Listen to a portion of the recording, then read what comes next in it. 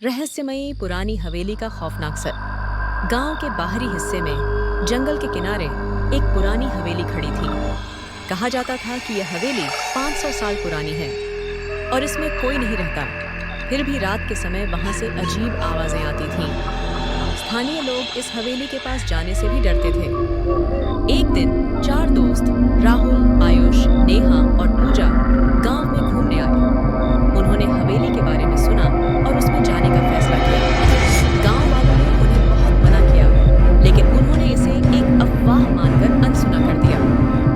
हवेली के अंदर कदम रखते ही माहौल अजीब हो गया। चारों को ऐसा लगा जैसे कोई उन्हें देख रहा हो। दीवारों पर पुराने चित्र लटके हुए थे, जिनके चेहरे रात के अंधेरे में बदलते नजर आते थे। नेहा, यहाँ बहुत ठंडक क्यों है? बाहर तो इतनी गर्मी है। राहुल, शायद हवेली की पुरानी दीवारों की वजह से डरने की जरूरत नहीं है। जैसे जैसे वे हवेली के अंदर बढ़े, अजीब घटनाएं होने लगीं। अचानक एक दरवाजा खुद ब खुद बंद हो गया। पूजा ने चीखते हुए कहा, किसी ने मेरे कंधे पर हाथ रखा। लेकिन जब सबने देखा तो वहां कोई नहीं था। फिर उन्होंने एक पुरानी किताब पाई जिसमें लिखा था, जो भी इस हवेली में आएगा वह अपनी जान गंवा देगा। आयुष ने इसे मजाक समझकर पढ़ना शुरू किया, लेकिन तभी एक छाया तेजी से उनके पास से गुजरी। रात गहराती गई और हवेली के भीतर एक रहस्यमयी साया प्रकट हुआ। वह साया हवेली के पहले मालिक की आत्मा थी, जो 500 साल पहले अपने परिवार की हत्या करके खुद को मार चुका था। उसकी आत्मा अब भी इस हवेली में फंसी हुई थी।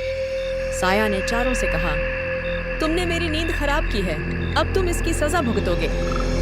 चारों ने बचने की कोशिश की, लेकिन हवेली के दरवाजे और खिड़कियां अपने आप बंद हो गए।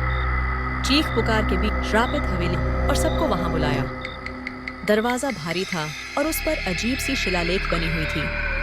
आयुष ने उसे खोलने की कोशिश की, लेकिन तभी हवेली हिलने लगी जैसे भूकंप आ गया हो। गुप्त दरवाजे के पीछे क्या था? जब दरवाजा खुला तो अंदर एक सीढ़ी दिखाई दी जो हवेली के तहखाने की ओर जा रही थी। सीढ़ियों से ठंडी हवा आ रही थी और साथ ही अजीब गंध भी। डर के बावजूद वे नीचे जाने लगे। तहखाने में पहुंचते ही उन्हें दीवारों पर खून से सने हाथों के निशान दिखे।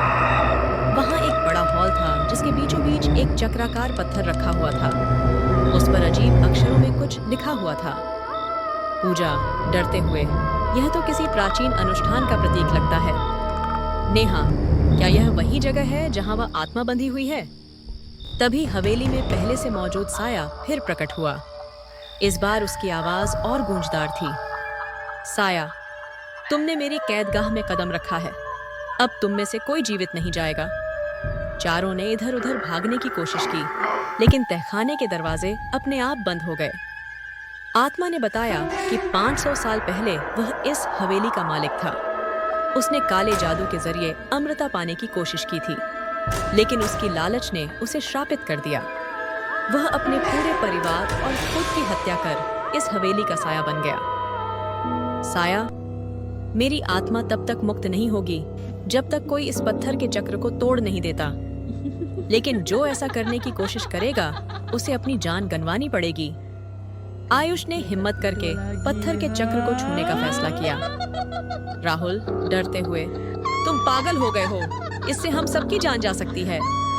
आयुष, अगर हम कुछ नहीं करेंगे तो भी हम मर जाएंगे, ये हमारी आखिरी उम्मीद है। आयुष ने पत्थर के चक्र को छूते ही पूरी हवेली कांपने लगी।